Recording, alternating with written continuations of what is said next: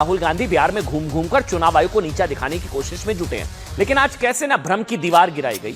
क्या सवाल थे, क्या जवाब दिए गए, पूरे भ्रम की दीवार कैसे गिराई गई। सवाल नंबर 1 सबसे पहला था साहब, इतनी जल्दी कैसे होगा, ये सवाल बार बार पूछा जा रहा था। ये प्रक्रिया इतनी जल्दी कैसे होगी, ये सवाल एसआईआर इतनी जल्दी कैसे होगा। जवाब आ गया, निर्धारित समय में पूरी प्रक्रिया पूरी कर लीजिए। 7 करोड़ के आसपास सबसे सवाल पूछ लिए गए, सबका आ गया जवाब। दूसरा सवाल दिखाइए कि इतनी हड़बड़ी क्या है, हड़बड़ी की जरूरत क्या थी। जवाब आ गया। इस पर चुनाव आयोग का जवाब था कि लोक प्रतिनिधित्व कानून कहता है कि हर चुनाव से पहले मतदाता सूची शुद्ध करनी होती है। ये साहब हमारी संवैधानिक जिम्मेदारी है। ये चुनाव आयोग कह रहा है, हम क्या ना क्यों ना करें।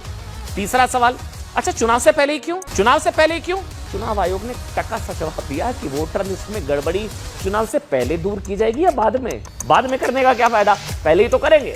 चौथा सवाल, बिहार चुनाव के वक्त ही वोटर लिस्ट शुद्धिकरण की प्रक्रिया क्यों। इस पर भी चुनाव आयोग ने जवाब दिया कि साहब 2 दशकों से कई राजनीतिक पार्टियों की मांग थी, जिसकी वजह से वोटर शुद्धिकरण की प्रक्रिया शुरू हुई। पांचवा सवाल, ये इंपॉर्टेंट है सवाल, डिजिटल वोटर लिस्ट पर सुप्रीम कोर्ट के आदेश का पालन कब।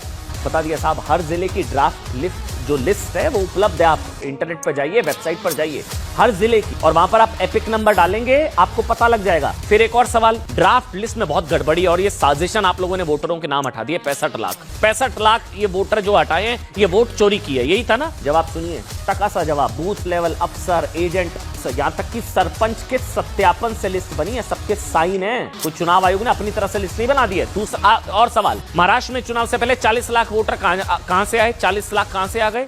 जवाब था, एक भी वोटर फर्जी नहीं है।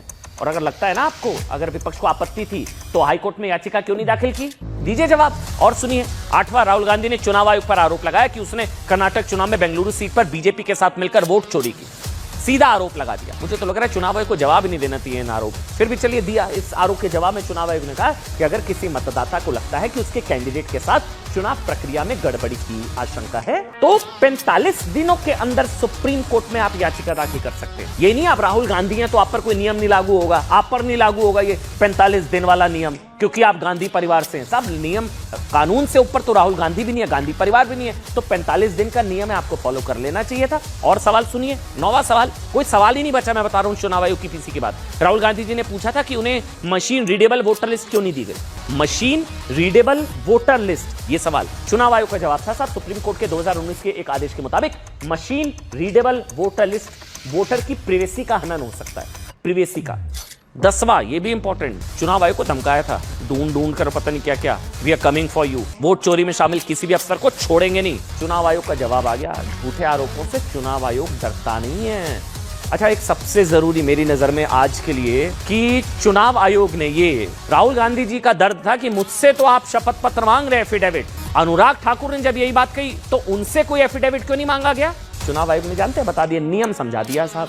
नियम समझाते हुए बताया कि अगर मतदाता किसी दूसरे निर्वाचन क्षेत्र में गड़बड़ी की शिकायत करता है, अगर आप उस कॉन्स्टिट्यूएंसी के वोटर नहीं है, समझिए, अगर उस कॉन्स्टिट्यूएंसी के आप वोटर नहीं है और वो शिकायत करना चाहता है, तो फिर आपको एफिडेविट देना जरूरी होगा। ना आप कैंडिडेट हैं, ना आप उस कॉन्स्टिट्यूएंसी के वोटर हैं, आप हैं क्या, आप करना चाहते हैं शिकायत, तो आप एफिडेविट दे दीजिए। जबकि अपने निर्वाचन क्षेत्र में गड़बड़ी की शिकायत के लिए एफिडेविट की जरूरत नहीं होती राहुल गांधी जी। ये एक तरीके से पूरे भ्रम की दुकान का शटर डाउन।